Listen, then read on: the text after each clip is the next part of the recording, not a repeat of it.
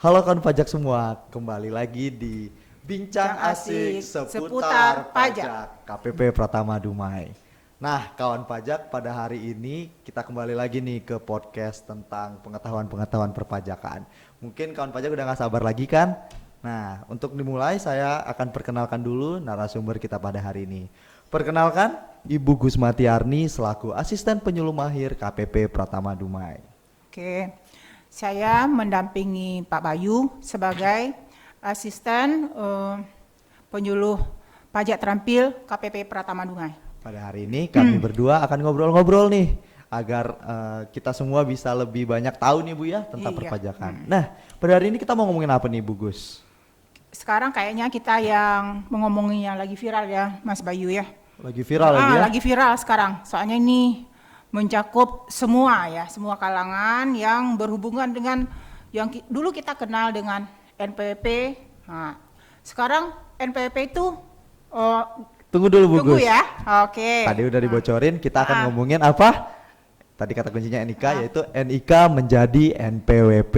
Nah, tadi Bu Gus mau bocorin nih. Ntar dulu ya Bu Gus ya. Iya. Nah, sekarang kita mau ngomongin NIK menjadi NPWP. Nah, kawan pajak semua mungkin udah tahu semenjak diundangkannya Undang-Undang Harmonisasi Peraturan Perpajakan, maka sudah akan diterapkan NIK menjadi NPWP. Nah, seperti apa dasarnya? Nah, kita langsung ke narasumber kita. Nah, Bu Gus, bagaimana nih kabarnya? Sehat ya Bu ya? Sehat. Alhamdulillah sehat. Nah, Bu Gus, mungkin yang jadi pertanyaan bagi kawan pajak semua nih Bu Gus, apa sih yang melatar belakangi NIK bisa menjadi NPWP Bu Gus?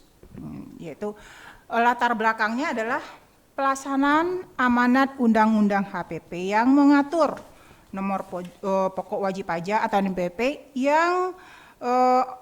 yang pribadi orang pribadi yang merupakan penduduk Indonesia menggunakan nomor induk kependudukan atau NIK.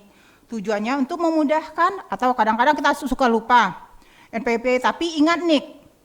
Nah, jadi tujuan lainnya adalah untuk memberikan kesetaraan serta mewujudkan administrasi perpajakan yang efektif dan efisien bagi wajib pajak orang pribadi yang merupakan penduduk Indonesia yang menggunakan NIK sebagai NPWP. Dan ini juga mendukung kebijakan One Data agar data kita terintegrasi di seluruh instansi. Maksudnya kalau dulu mungkin NPWP sendiri, terus nanti kita ke Capil sendiri, ke imigrasi sendiri. Terus mungkin ke bank juga sendiri ya. Nah, sekarang kalau udah dengan NIK berarti semua lini kita satu lagi. Gak ada lagi misalnya kita pergi ke bank atau ke imigrasi ngurus paspor ya. Kita nggak perlu pakai data lain, cukup pakai NIK aja. Oke, jadi intinya mempermudah ya Bu Gus ya. Mempermudah kawan pajak semua terutama dalam pelaksanaan kewajiban dan hak dalam perpajakannya ya Bu ya. Iya. Nah tadi ayo mungkin ada kawan pajak yang mesti belum hafal nomor NIK-nya. Bu Gus hafal Bu nomor NIK-nya? Kayaknya mungkin karena jarang juga, mungkin yang saya pribadi ingatnya 1472 itu aja Mas. Oke. Tapi yang lain kode Dumai ya Bu ya? Kode Dumai aja sama belakang mungkin tahun lahir. Ya itu aja ya. Kirain yang Bu lain Gus mau ngasih tahu. Enggak ya Bu ya? Enggak, Oke. gitu. Nah, jadi seperti yang dijelaskan oleh Bu Gus tadi bahwa ini untuk mendukung dari program pemerintah ya Bu ya, yaitu One Data. Nah, jadi dengan cukup satu NIK semua kewajiban, semua pelaksanaan bisa dilakukan. Jadi seperti apa sih Bu perubahan format NPWP ini, boleh tahu Bu? Oke. Kalau untuk orang pribadi biasanya kita pakai NPWP-nya itu kan 15 angka. Sekarang pakai NIK 16 angka, sama juga sih untuk badan juga. Kalau badan biasanya kan 15 angka. Sekarang kalau orang pribadi pakai NIK, kalau untuk badan sendiri ditambah 0 di depannya Mas Bayu. Nah saya baru mau tanya, kan badan nggak ada NIK-nya tuh Bu, jadi gimana dong Bu? Makanya yang seperti saya udah bilang tadi, karena badan itu tidak ada NIK, karena NIK itu melekat ke orang pribadinya yang punya perusahaannya atau direkturnya, berarti kalau 15 angkanya jadi semula 15 jadi 16 kita tambah 0 di depannya berarti 00 ya 0 di depannya. Misalnya kalau misalnya 01 berarti 001 misalnya, atau seandainya nggak ada nanti angkanya misalnya 9 berarti 09 ditambahnya 09. Oke. Itu Mas Bayu. Oke, nah kemudian format NPP baru ini dilaksanakan kapan sih Bu? Apa mulai sekarang atau udah berlangsung dari 2021 atau mungkin Oke. nanti Bu 2030 mungkin? Gimana tuh Bu? Kalau format yang barunya itu berlakunya 14 Juli tahun 2022 Mas Bayu. Sudah berlaku ya, Bu ya? Sudah mulai berlaku ya, Bu? Sudah mulai berlaku. Sampai dengan nanti ketentuannya nanti 14 Juli 2022 sampai 31 Desember 2023. Nah, berarti itu ada rentangnya dalam setahun ya, setahun lagi ya. Tapi kalau nanti 1 Januari 2024 berarti kita langsung 16 digit langsung. Berarti yang 15 tidak bisa lagi dipakai.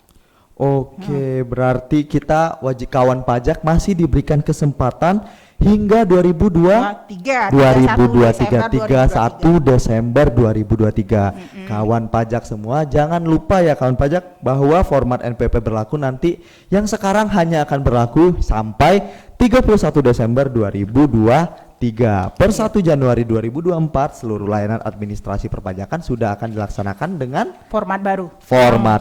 Yang pakai 16 digit. Oke. Nah, sekarang kan belum nih Bu, masih 2022 nih. Iya. Nah, gimana tuh untuk NPP lama masih berlaku apa enggak Bu? Seperti yang saya beri tahu tadi, berarti sekarang kan masih tahun 2022. Oke. Batas waktunya 31 Desember 2023. Oke. Berarti masih bisa dipakai sampai 31 Desember 2023. Masih bisa dipakai sampai 31 Desember 2023. Oke. Nah, kemudian jadi NPP Lapa ini masih bisa digunakan ya Bu ya? Nah ini satu lagi kita mungkin untuk kawan pajak semua kita tegaskan lagi, apakah masih bisa digunakan Bu sekarang NPP lama? Masih bisa ya? Masih bisa. Jadi Masih. nanti setelah 2024 gimana Bu? Tidak bisa lagi. Tidak bisa lagi. Nah berarti jadi harus ikut aturan yang terbaru. Jadi ikut terbaru.